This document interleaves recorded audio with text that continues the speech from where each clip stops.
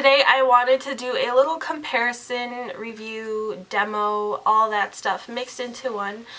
I want to compare the Silisponge to the sponge. Now, they're both called sponges. This is not a sponge, but we're just going to go with it.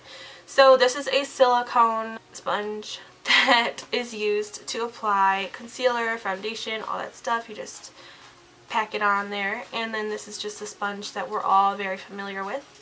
And I wanted to go ahead and compare them and let you guys know my opinion. I know that there's already tons of videos like this out there, but I just wanted to make my own, put my opinion out there. So if you guys want to see my little demo and my opinion on these two products, then let's go ahead and get into it. Alrighty guys, so I have my eye makeup on obviously, and I do have a little bit of concealer on underneath my eyes because I don't want to scare you guys away.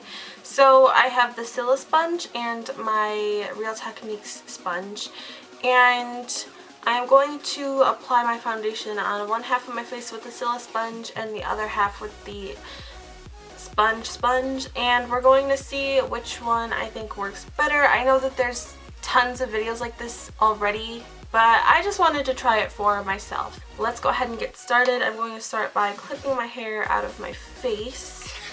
And I'm going to zoom in a little bit, not too much, just a little bit. So the foundation that I'm going to be using is the L'Oreal Infallible Pro Matte, and this is the shade 102. I feel like it is a little bit dark for me all of a sudden, like I instantly got paler, but you know, I'm just going to work with it anyway, so if it's dark, just ignore it. I already know. I'm going to take the foundation and dot it on my face. There's a lot of foundation. I'm pretty much just going to do one half at a time because I don't want it to dry up. And with this, you don't have to wet it, at least I don't think so. I feel like I did use a lot of foundation because it's not like absorbing, and there's a lot of foundation on the Silisponge as well. I feel like I should have known better than to use so much, because one thing that I know about the Silisponge is that it doesn't absorb product like a regular sponge does. So I'm patting it on, not packing it, I'm patting it on because I don't want streaks. I like that it has a little bit of a curve right here to fit underneath the eye, and it's going to be kind of hard for me to get around my eyebrow area and everything, but I did not apply a primer today, which I probably should have done. It looks a tiny bit cakey to me, and I don't know if that's just because I applied a ton of products. It's coming off of the sponge now. Yeah, it looks like it blended pretty well. I don't see any, see when I swipe like that I start to see lines, but when you pack it on I don't see any lines. It blended out really nicely, but it looks cakey. I don't know if that's the sponge or if it's just me at fault. So we're going to apply the foundation to the other side now with the other sponge and see if it looks any different. I am using so much foundation. So with this, I normally use the flat side, but I'm going to use the pointed side this time around.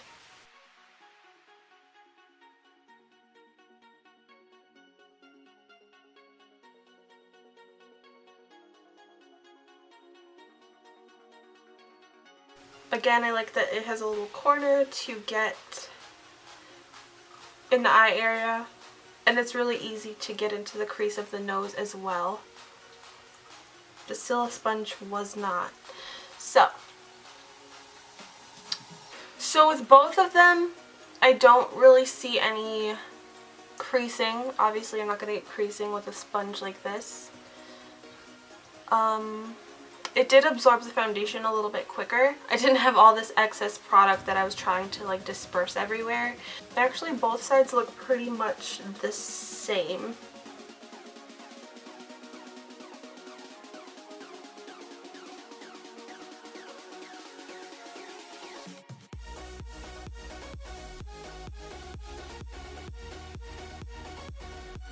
So yeah, the foundation looks pretty much the same on both sides. It feels like it dried down about the same. So here are my two sponges. The Silisponge, it looks disgusting and dirty, and the sponge is also dirty, and you can see where the foundation kind of sunk into the sponge and absorbed into it. Where with the Silisponge, you can see the foundation on the sponge, and I'm gonna clean it off. Like, it's gonna be really easy to clean off. I'm just gonna take a makeup wipe for the time being, just to show you guys how easy it's going to be to clean. Like, ta-da, it's clean. I just wiped it off with a makeup wipe. Now with this, it's not that easy. It's not. And oh my gosh, look at how when I take the makeup wipe, the section's clean, take it, squeeze the sponge, and all that foundation came out. You have to go to the sink, use a special kind of like soap to wring it out, squeeze it. Every time you use it, you have to get it wet. Which, I mean, I'm not like that lazy that I don't have to get up and wet it, you know, but this is a lot more sanitary. Like, you can just wipe it off and you're done when you're done using it. This, you have to like go through all these extra steps to clean it. This, you don't have to wet it before you use it. You just pack it on and you're good to go. So both of the results, the end results with the sponges were basically the same, but just the fact that this is a lot easier to clean, it doesn't absorb and waste any product, you don't have to wet it before use. This is a little bit more convenient, I think, and the results are pretty much the same. So I'm not saying that this is a must-have product and it's a life changer or anything. If you have a regular sponge, you're fine with just this. I mean, the results are the same, and you just want something that's really convenient and easy to clean up and just start applying, just whip it out, then go ahead and try this out. I mean, it works pretty well. So that is basically my thoughts on these two products compared to each other.